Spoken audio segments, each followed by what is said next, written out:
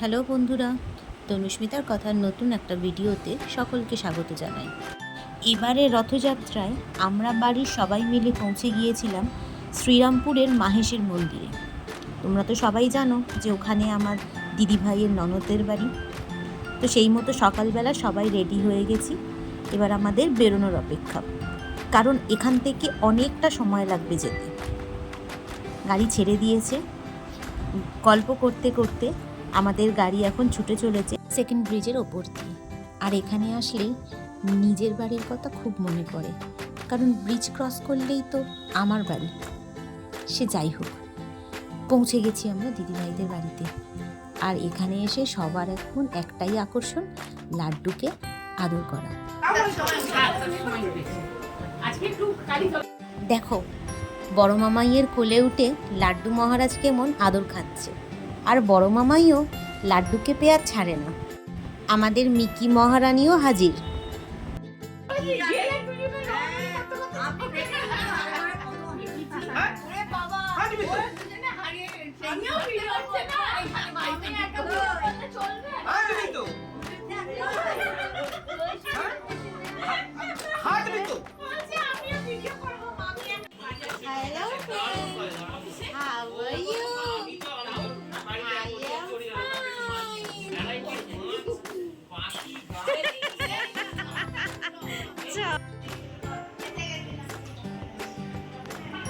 আমাকে না নিয়ে আমার ফোনটা রেখে দিয়ে চলে এসেছিস।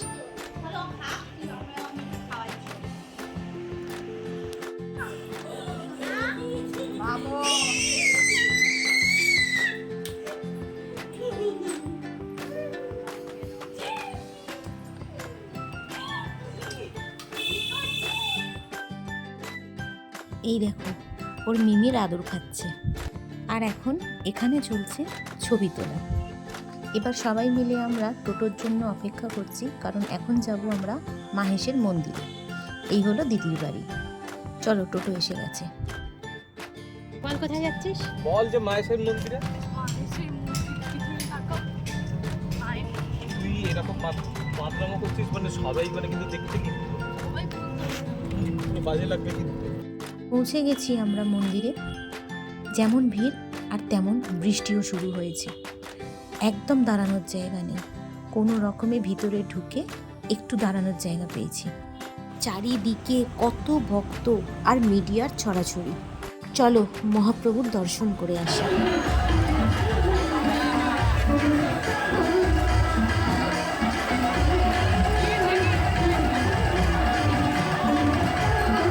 এই যে জগন্নাথ দেবের রথ সাজানো হচ্ছে। এই রথে চেপেই জগন্নাথ দেব মাসির বাড়ি পাড়ি দেবে। বাড়ি এসে সবাই চেঞ্জ করে নিয়েছিলাম, কারণ সবাই প্রায় ভিজে গিয়েছিলাম। খাওয়া দাওয়া শেষ। এবার লাড্ডুর দুষ্টুমি দেখো সবাই। কোনো পিঁপড়েকে দিকভ্রষ্ট করে দিলে কেমন হয় জানো? লাড্ডুর ক্ষেত্রেও তাই।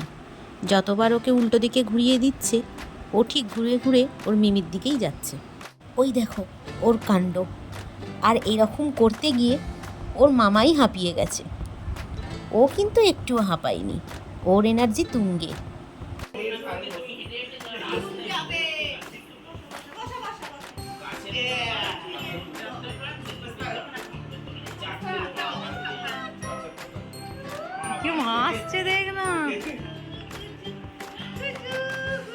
সবার ঘাড়ে একবার করে চাপছে আর দোল খাচ্ছে আর হাসছে।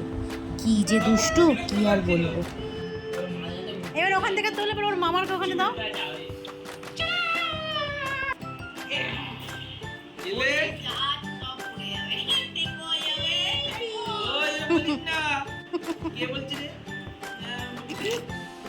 ওর হাতটা ছেড়ে দাও, পাঁচুটা ধরো, ওর হাতটা দেয়। হ্যাঁ,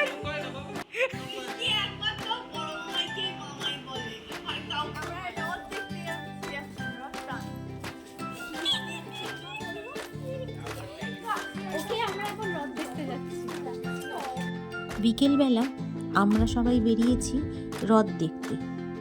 এই জিটি রোড দিয়ে রথ যাবে।